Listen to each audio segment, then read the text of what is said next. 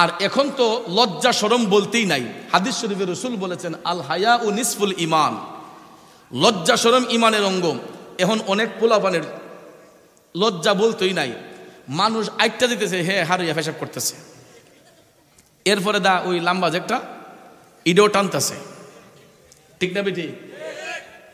I হায় হায় রে, ফুলাফান তো টানে টানো। উমরা করতে গেছি আল্লাহর বাড়িতে, যেহানো আবু জেহিল্লার বাড়ি, তে আমি এই ফ্ল্যাট কমিটি বইলে একটু কষ্ট হয়, আমি কয়রি হাই কমেটটা নি ভাই একটু দেখি। হাই কমেট হারিয়া দেখি সিরিয়াল ধরন লাগছে 2-3 জন আমার পরে, তা আমি কই যাক আমার তো এত বেশি ঠেলা টোলা নাই, তে একটু অপেক্ষা করি। কইরা সাইরা যখন সিরিয়াল যখন পাইছি, ওমা ডুক্কার দিকে হিয়ানো একটা ফুইরা রইছে, লুক্কা ডিয়ারি টাইন না যে ফালাইছে। আরে আবু জেহেলের বাড়িতে গিয়ে ফেট ক্লিয়ার করবার লাগিয়া ইডা টাইন না ইডারে ফালাইছে হানো।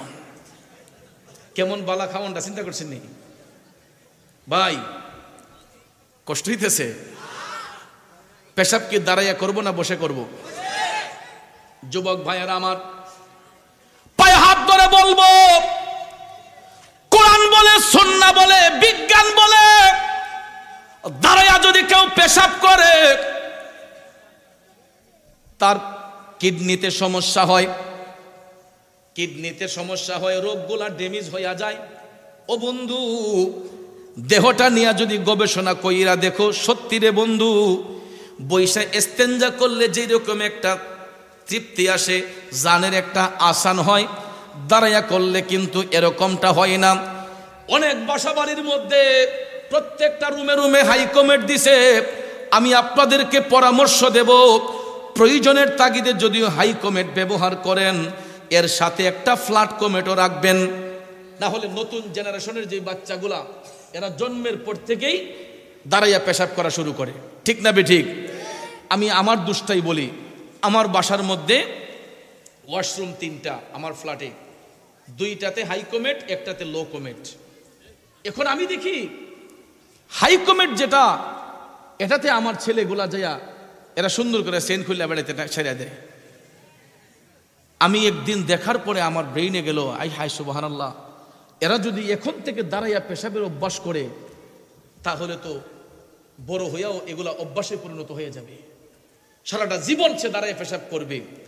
তখন বাচ্চারা কিন্তু কাদা মাটির মতো, এটা মনে রাখবেন, বাচ্চারা কাদা মাটির মতো। কাদা মাটির আপনি যা ইচ্ছা তা বানাতে পারবেন, আম জাম কাঠল লিচু সব বানাইতে পারবেন কাদা মাটি দিয়া, ঠিক না বেঠি? বাচ্চারা কিন্তু সেম কাদা মাটির মতো। এদেরকে ছোটবেলা থেকে তাদের ব্রেইনে যেটা ঢুকাইবেন, এরা এটাই শিখবো। কথা বলেন, আমাদের কোমলমতি বাচ্চাগুলা, এদেরকে এখন থেকে যা শিক্ষা দিবেন, এরা এটাই ব্রেইনের মধ্যে ঢুকাইব। কথা কয় না? আমি আমার বাচ্চাকে দেখার পরে আমি তাকে ধমকও দেই নাই, আমি তাকে ধমকও দেই নাই, না দিয়া কি করছি, তারে আনছি, আইনা দোকানে নিছি, দোকানে গিয়া তারে চিপস কিনা দিছি, জুস কিনে দিছি। চিপস জুস কিনা দিয়া, হুজুর জানগা দি, আমি তো এতিম হয়ে গেছি, ডাইনও নাই বামেও নাই। হ্যাঁ আসেননি? আলহামদুলিল্লাহ। বাজান, আমি আমার বাচ্চাকে চিপস কিনে দিলাম, জুস কিনে দিলাম, বাচ্চা খুশি না বেজার? লাখ টাকা দিল, বাচ্চারা এত খুশি হয় না, দেখবেন চিপস আর জুস দিলে যে খুশি হয়। আমি চিপস জুস কিনা দিয়া আমার ফুতের গালো সুমা দিয়া আমি বলছি, বাবা তুমি আমার কান্দে উঠো। পরে দোকানের পাশ থেকে আমার ছোট বাচ্চারে আমি আমার কান্দে উঠাইছি, সে তো আরো খুশি, বাপের কান্দে উঠছে, ছোট বাচ্চা তো উঠাইয়া সাইরা আমি কইছি, বাবা তোমার বাবা প্রতিদিন একটা জুস দিমু, একটা চিপস দিমু, তুমি আমার একটা কথা শুনবানি? কিতা বাবা? আমি কই, বাবা দাঁড়াইয়া পেশাব করে শয়তানে, তুমি যে আজকে বাথরুমে দাঁড়াইয়া পেশাব করছো, এটা তো তোমার অভ্যাস খারাপ হয়েছে, তুমি দাঁড়াইয়া পেশাব করলে দাঁড়াইয়া শয়তানে পেশাব করে। কয় আমি শয়তান না, আমি বালা। তা আমি কই, তুমি বালা হইলে তে এখন থেকে তুমি বইয়া পেশাব করতে দিব, তুমি আর ওই বাথরুমে যাইও না। কয় আচ্ছা বাবা আমি যাইতাম না। তে কই যাবা? আমি দাদুর এটা যাবো, দাদুর বাথরুমে যাবো, মানে আম্মার এটা ফ্ল্যাট কমেট। তো কয় আমি দাদুর বাথরুমে যাবো, ওইখানে গিয়ে আমি পেশাব করবো বৈশা। সত্যি সত্যি আমি যখন তার একটু ভালোবাসা দিছি, একটু আদর স্নেহ দিছি, এখন দেখা যায় আমার বাচ্চা আর দাঁড়ায় পেশাব করে না। তার পেশাবের প্রয়োজন হইলেই একটা দৌড় দিয়ে ওই বাথরুমে যায়, ওইটা তা আমাদের বেডরুমে যেটা এটাতে যায় না। না না না, বইসা পেশাব করতে হইব, বইয়া পেশাব করতে হইব কইয়া এখন দেখা যায় ফ্ল্যাট কমিটে যায়। এই জন্য বাচ্চারা হচ্ছে কাদা মাটির মতো, এদেরকে এখন থেকে যেটা শিক্ষা দিবেন এরা বড় হয়েও এটা শিক্ষা অর্জন করবে। কথা কোন ঠিক কিনা? তো আমরাও যদি আমাদের বাচ্চাদেরকে বৈশা ইস্তেঞ্জার শিক্ষা দান করে, আমার বাচ্চারা দেখবেন ছোটবেলা থেকে যখন শিক্ষা পাবে তখন সে বড় হওয়ার পরে তার বিবেক আর দিবে না যে দাঁড়াইয়া পেশাব করি। আর যুবক ভাইদেরকে আমি বলবো, টাইট সুঙ্গা যে লাগান, এই টাইট সুঙ্গা লাগাইলে কিন্তু বৈশা ইস্তেঞ্জা করা যায় না। আমরা একটা মডেল তৈরি করতে হবে, কারণ এটা যদি একটা ফ্যাশন হয়ে থাকে। এই জিন্সের প্যান্ট আবিষ্কার হয়েছে আফ্রিকার জঙ্গলিরা আবিষ্কার করছে। যখন আফ্রিকার জঙ্গলের মধ্যে বিভিন্ন কাঁটা থাকতো, জীবজন্তু থাকতো, তখন এরা আপনার গ্রাম বুট লাগাইয়া এরকম জিন্স কাপড়, টাইট কাপড়গুলা শরীরের মধ্যে রাখতো, যাতে করে কাঁটার ঘাই বা কোনো আক্রমণ বিচ্ছু যাতে তাদের গায়ের মধ্যে প্রবেশ করতে না পারে। তখন ওই আফ্রিকার জঙ্গলিরা এই জিন্সের প্যান্ট আবিষ্কার করছিল এবং ইডা ফইরা তারা কাজ করত, ওয়ার্ক করত, কাজ করত। আর এখন ইডারে সারা ওয়ার্ল্ডে ইডারে ফ্যাশন বানিয়ে ফেলছে। এই জন্য আমি বলবো, ফ্যাশন করব এমন এক কাপড় পরে যেই কাপড়টা থাকবে ঢিলা ডালা লুজ, যেটা পরে আমরা বৈশা ইস্তেঞ্জা করতে পারি। কথাটা কি বুঝতে পারছেন? দাঁড়াইয়া যদি পেশাব করি আমার আপনার কিডনি ড্যামেজ হয়ে যাবে, আস্তে আস্তে আমাদের ব্লাড সার্কুলেশন বন্ধ হয়ে যাবে। তখন রোগগুলা যখন ড্যামেজ হয়ে যাবে তখন দেখবেন ভাইয়ার আমার, আমরা অল্প বয়সে অকেজো হয়ে যাব।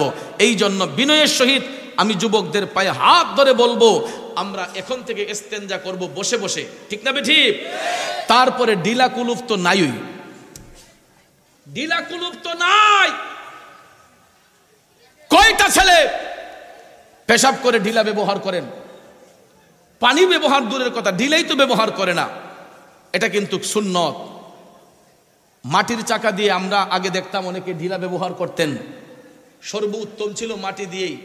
কিন্তু যুগের পরিবর্তনে এখন তো মাটি সব জায়গায় পাওয়া যায় না, যে গেলেও শহরে বন্দরে দেখা যায় অনেক জায়গার মধ্যে এটা জমাট হয়ে গেলে মানে ময়লার রাস্তাটা এটা ঝুঁকিপূর্ণ হয়ে যায়, এটা ক্লিয়ার থাকে না। যেই কারণে টিস্যু পেপারের আবিষ্কার করা হয়েছে, যেটা আমাদের পানিটাকে চুইসা নিতে পারে, আমাদের পেশাব নালীর যে পানিটা, অবশিষ্ট পানিটা, এটাকে চুইসা নিতে পারে। কারণ ভাইয়ার আমার নানা হুজুরকে জিজ্ঞেস করা হয়েছিল যে হুজুর ডিলা কেন ব্যবহার করতে হয়? তখন আমার নানা একটা গ্লাস হাতের মধ্যে নিয়ে গ্লাসের পানিটা এভাবে ডাললেন, ডাইলা কইছে শেষ নি পানি? কয় হ্যাঁ পড়ছে।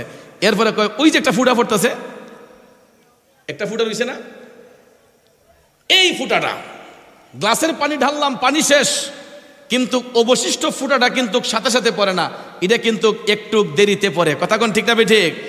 আর ওই পানিটাও যদি শরীরের মধ্যে লেগে যায়, কোনো কাপড়ে লেগে যায়, তখন আমার আপনার কাপড়টা নাপাক হইয়া যায়। আর ওই নাপাক না হওয়ার জন্য আমাকে আপনাকে ঢিলা ব্যবহার করতে হয়। এটা যখন ঢিলা ব্যবহার করে, আমরা যখন পেশাব ইস্তেঞ্জা কইরা যখন আমরা 40 কদম পরিমাণ দাঁড়িয়ে থাকব, তখন আস্তে আস্তে পাগুলাকে একটু উঠানামা করলে আমাদের ভিতর থেকে যেই মূত্রনালী দিয়ে যে পানিটা আসে, এটা আস্তে আস্তে চূষণ হয়ে যায়, ডিলার মধ্যে টিস্যু পেপারের মধ্যে লেগে যায়। তখন বৈশা সুন্দর করে পানি দিয়া এটা ধৌত করে ফেলবেন, হাত ধৌত করবেন, পাও ধৌত কইরা তারপরে উজু করলে আমাদের কাপড় চোপড় শরীরটা পাক থাকে।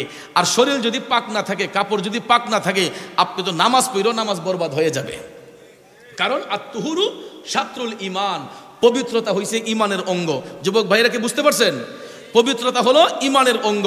তাহলে আমরা আজকের মাহফিল থেকে আমরা শিক্ষা নিয়ে যাব। আমরা দোকান থেকে দামি দামি জিনিস কিনি, অনেকে দেখা যায় দামি দামি সিগারেট দোকান থেকে কিনা খান।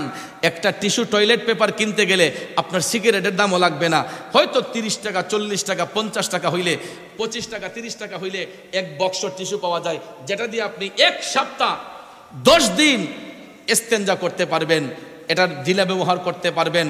তারপরে আপনার পায়খানা রাস্তা দিয়ে যে ময়লা আসে, এটাকে পরিষ্কার করে সুন্দর করে পানি দিয়ে ধৌত করবেন। ঢিলা ব্যবহার করা সুন্নত।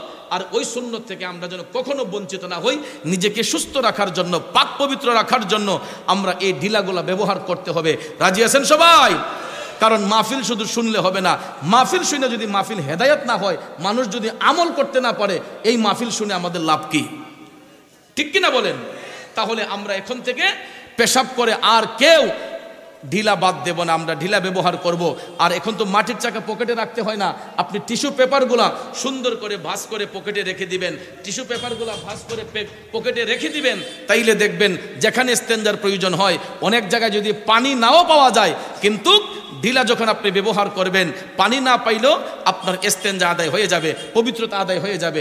আল্লাহ আমাদের সবাইকে সহি বুঝ দান করুক, সকলে কোন আমিন।